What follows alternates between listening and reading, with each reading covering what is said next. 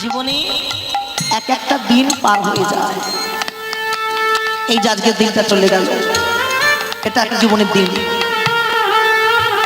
পার হয়ে যায়, সবাই পার হয়ে যাবে। ঠাকুর মশাই বলছে, গৌরহরি তুমি সবাইকে পার করে দিলে, আমি কেবল পড়ে রইলাম, আমি একাই বাকি পড়ে থাকলাম। আমার হলোই বাকি, হবেই বাকি, গুরু বৈষ্ণবে দিয়ে ফাঁকি। আমার হলোই বাকি, হবেই বাকি।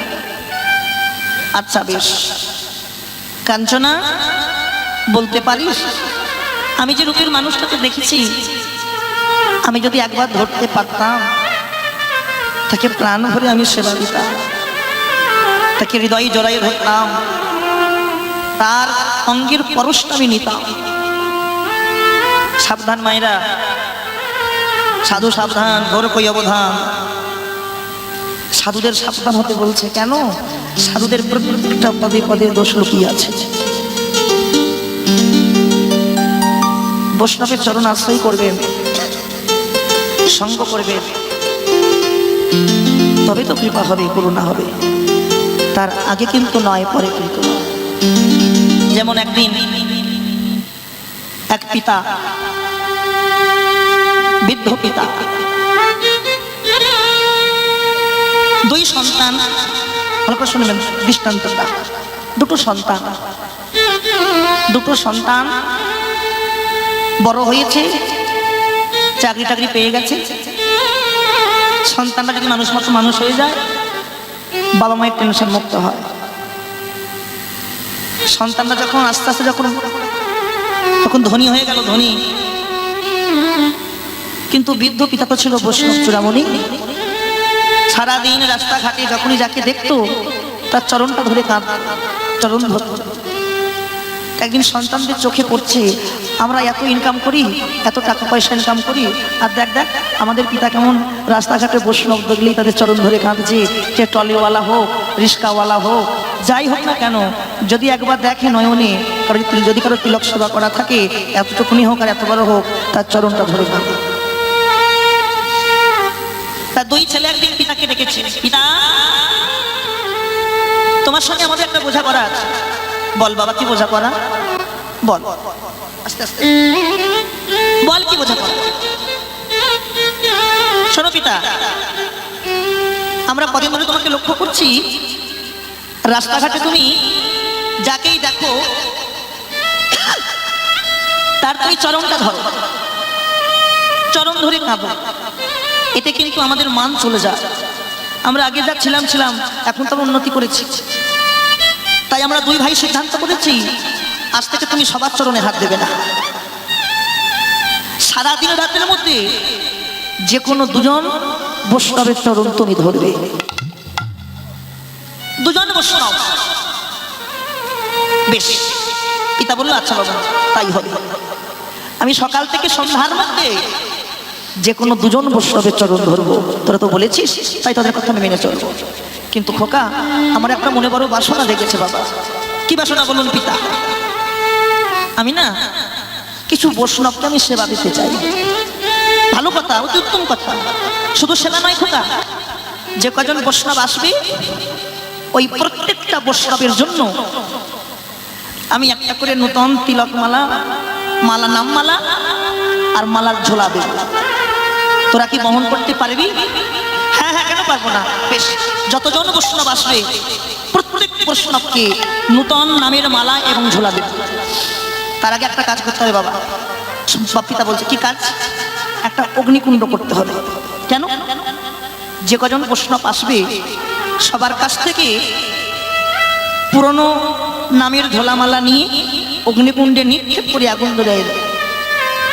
আর আমি নূতন নামের মালা ঝোলা সবাইকে দান করতে চাই। বেশ, পিতার কথাটা মাথায় নিয়ে দুই সন্তান তাই করেছে। বড় একটা অগ্নিকুণ্ড করে সমস্ত বৈষ্ণবের মালা ঝোলা আগুনে পুড়িয়ে দিয়েছে। বৈষ্ণবরা প্রসাদ পেয়ে বিশ্রাম করছে। ঠিক দুপুর গড়িয়ে বিকাল হয়েছে। ঠিক সেই সময় বৃদ্ধ পিতা দুই সন্তানকে ডাকছে, খোকা একবার আয়, এই আগুনে জল ঢেলে দাও, ঠান্ডা ঠান্ডা করে দাও, আগুনকে জ্বালিয়ে রাখতে নি, ঠান্ডা করে দাও। জল ঢেলে ঠান্ডা করে দিয়েছে। আচ্ছা দেখো তো বাবা, ওই অগ্নিকুণ্ডের মধ্যে সমস্ত মালা ঝোলা পুড়ে গেছে তো, কেউ বাকি নেই তো? ভালো করে দেখো একবার, দেখেন বৈষ্ণবের গুণ কেমন দেখেন। বেশ ভালো করে দেখতে দেখতে দেখতে দেখতে হঠাৎ দেখা গেল সমস্ত নামমালা পুড়ে ছাই হয়ে গেছে, কিন্তু একটা নামের মালা পড়েনি, ভালো আছে। পিতা, যত নাম মালা ঝোলা ছিল সব পুড়ে ছাই হয়ে গেছে, কিন্তু একটা নামের মালা এখন পড়েনি। ও তাই নাকি? ওটা নিয়ে এসো। এনেছে, পরিষ্কার করে ধুইয়েছে। পিতা নিজ হাতে ধুয়ে এবার দুই সন্তানকে বলছে, যাও এই নামের মালাটা যা তাকে ফিরিয়ে দিয়ে এসো। বুঝতে পারছেন কথাটা কি? এই মালাটা যা তাকে ফিরিয়ে দিয়ে এসো। এ কি করে হয়? এখানে এতগুলো বৈষ্ণব শয়ন করে আছে, বিশ্রাম করছে। দুই ভাই বলছে, আমরা বুঝবো কি করে এই নামের মালাটা কার? এখানে পিতা উত্তর দিয়ে দিচ্ছে, আমরা বুঝবো কি করে এই নামের মালা কার? পুত্র, তোমরা একটা নামের মালা দেখে চিনতে পারলে না এটা কার মালা? আর আমাকে তোমরা বললে সকাল থেকে সন্ধ্যার মধ্যে দুজন বৈষ্ণবের চরণ ধরবো, আমি বুঝবো কি করে কোন বৈষ্ণবের চরণ ধরলে আমার পিতাব জ্বালা দূর হয়ে যায়? বলো, আমি বুঝবো কি করে কোন বৈষ্ণবের চরণ ধরলে আমার মুক্তি হবে?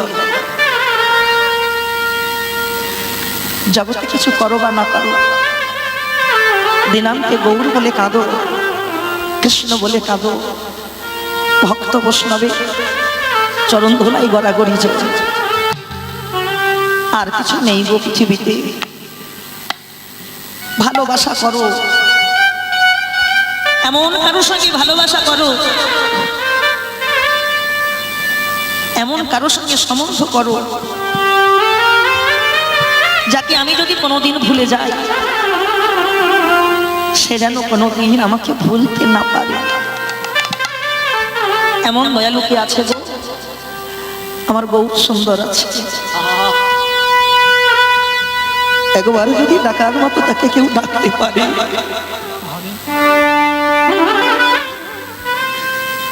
যদি মনে ভাবে আর আমি গৌরকে ডাকবো না, আর আমি নিতাইকে ডাকবো না, কৃষ্ণকে ভালোবাসবো না,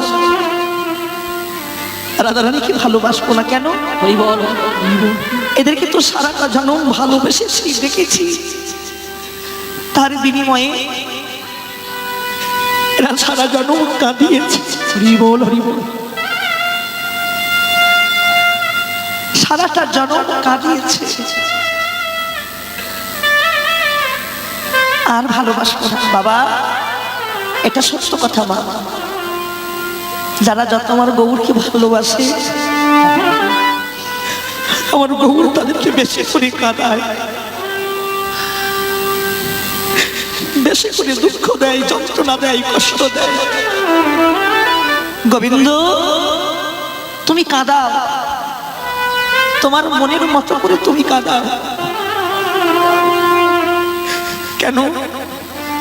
কাঁদতে কাঁদতে কাঁদতে কাঁদতে এমন একটা দিন আসবে, সেদিন তুমি নিজে এসে আমাদের কৃপা করবে, করুণা করবে।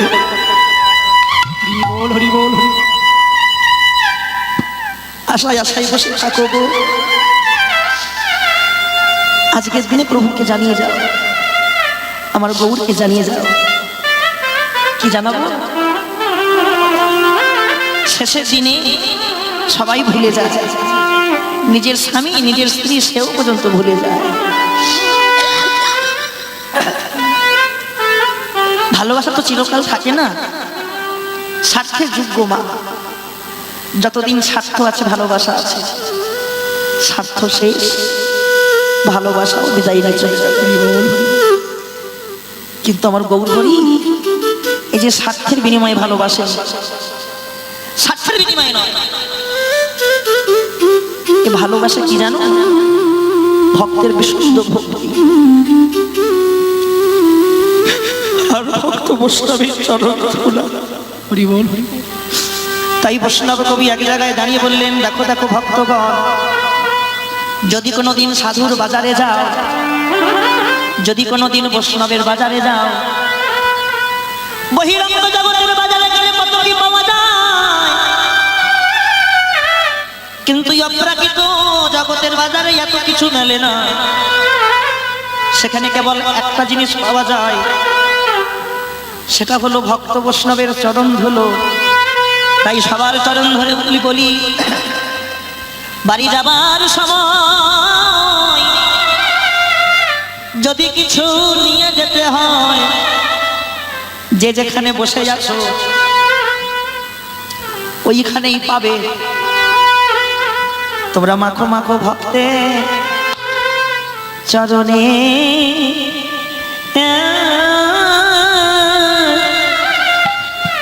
চরণে চরণের ধুলি একবারে মাখো তাই গৌর হরিব ভক্তে চরণে,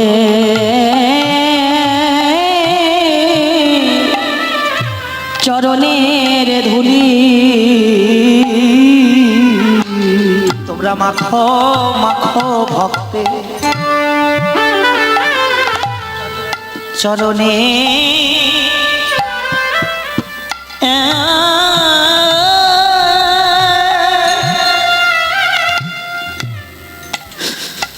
চরণে চরণের ধুলি একবারে মাখো মাখো ভক্তের চরণে,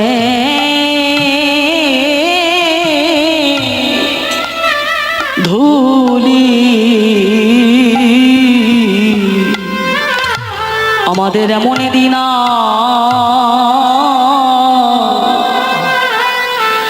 ভাগ্যে হয় কি না, সবাই মাখো মাখো ভক্তে চরণে,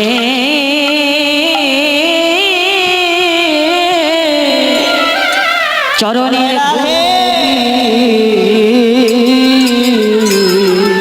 ওই ধুলি মেখে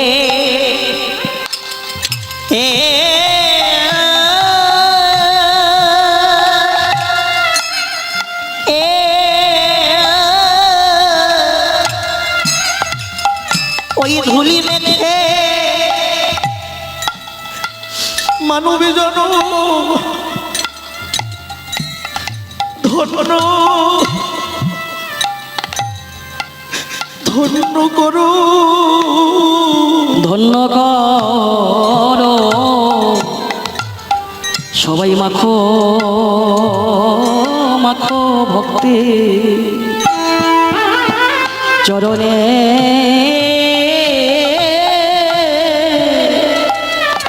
চরণের ধুলি। ওই ধুলি মেখে, ওই ধুলি মেখে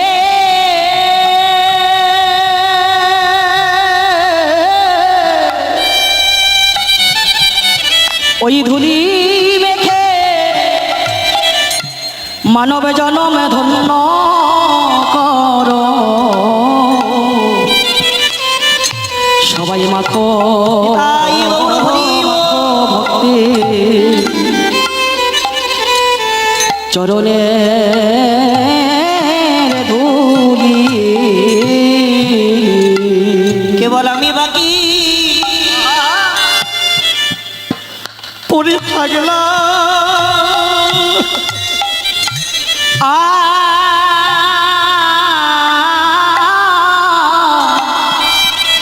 কেবল আমি বাকি পড়ে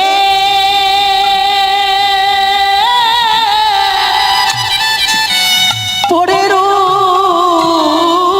রইলাম, কেবল আমি বাকি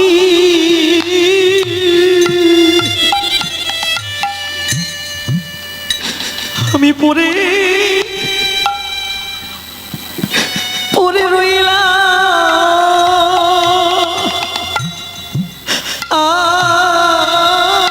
কেবল আমি বাকি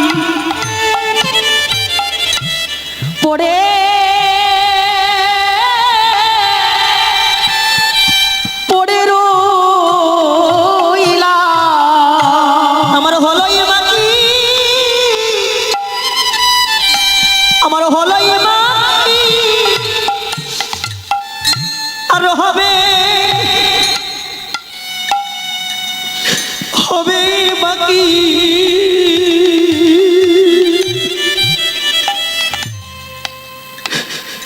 কেবল আমি বাকি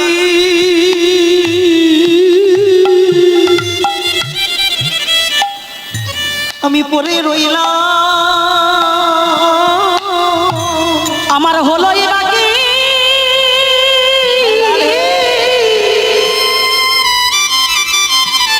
আর হবে বাকি কেবল আমি একা পড়ে রইলাম এই পতিত পাবো অবতারে বলি আমি একা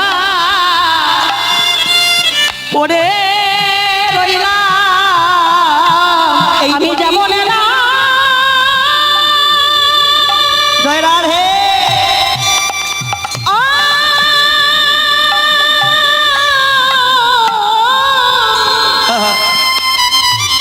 আমি যেমন এলাম আবার তেমনই গেলাম।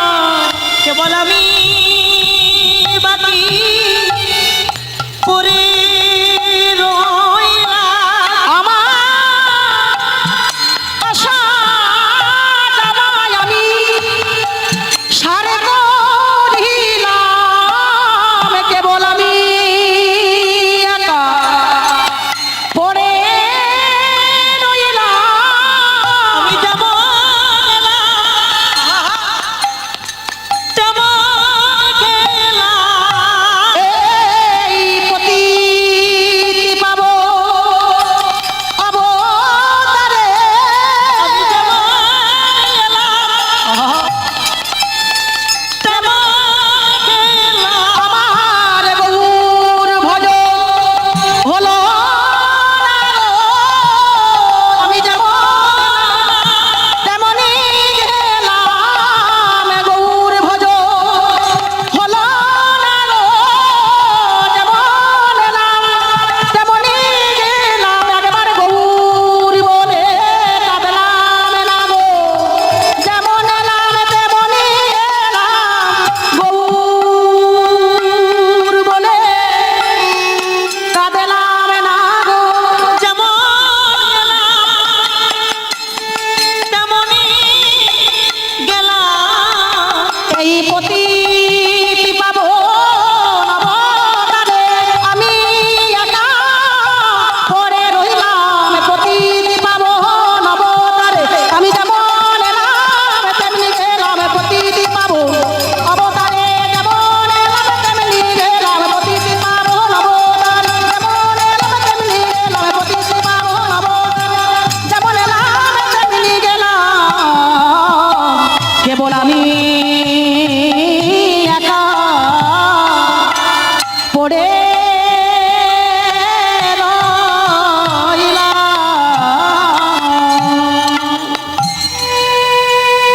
যেমন এসেছি তেমন তো সবাই যাব আমি যেমন এলাম তেমনি গেলাম পরে রইলাম পতিত পাবন গৌর অবতার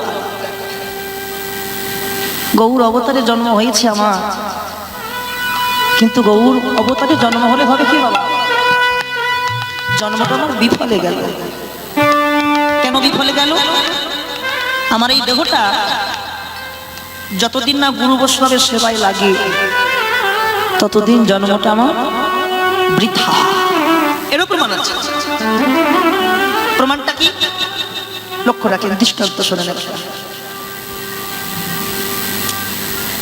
অর্জুন ভগবান কৃষ্ণকে একদিন প্রশ্ন করছে প্রভু আমার মনে একটা বড় বাসনা জেগেছে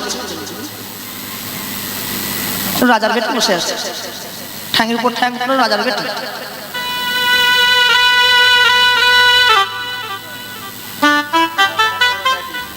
বেটি বসে আছে রাজার বেটি গো, সামনে আসেন।